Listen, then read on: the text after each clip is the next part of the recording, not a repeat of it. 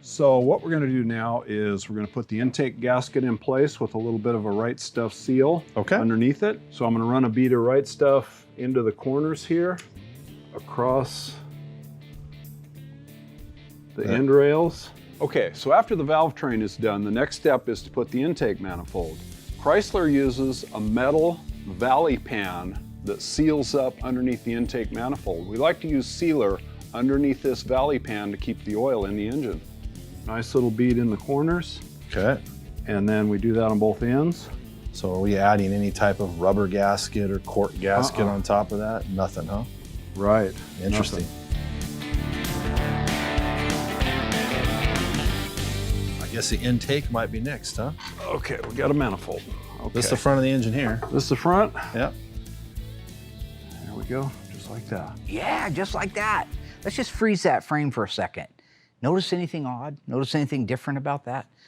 This is the blind leading the blind. This is what I was talking about. Nah, I'm not making up for the fact that I goofed up on the math. The intake manifold's on backwards.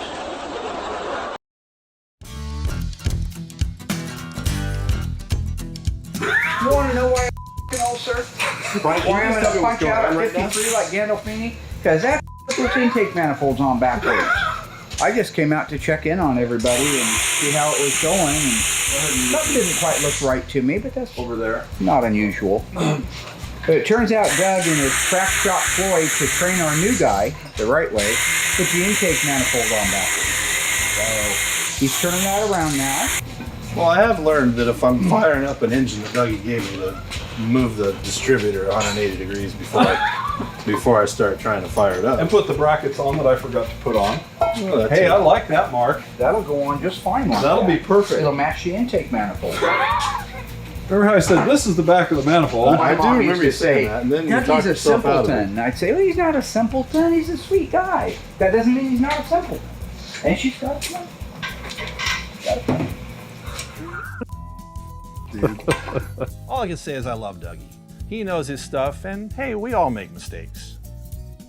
Okay, All right, Dougie, we ready for the valve covers? we are ready for the valve covers. Sweet. So I bequeath unto you Thank you very much. the driver's side valve. So probably one of the most important engines we've ever started. Maybe Wendell's numbers matching Hemi was as important, but this is very experimental.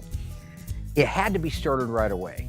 One of the things I told Doug and Brian was the minute that you get that thing put together, please get it on the engine run stand.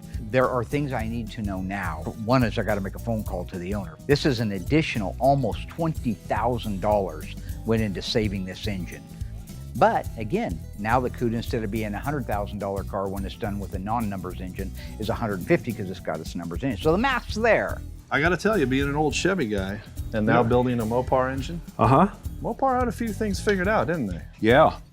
And then we're pretty close to running this thing, right? Well, we have to put the exhaust manifolds on first. Exhaust manifolds, all right. Well, I am so glad to have your help. Well, it's been a pleasure, Dougie. Thank you. Thanks, Yeah. sir. There it is. All right. We're going to fire this up pretty soon. Let's do it.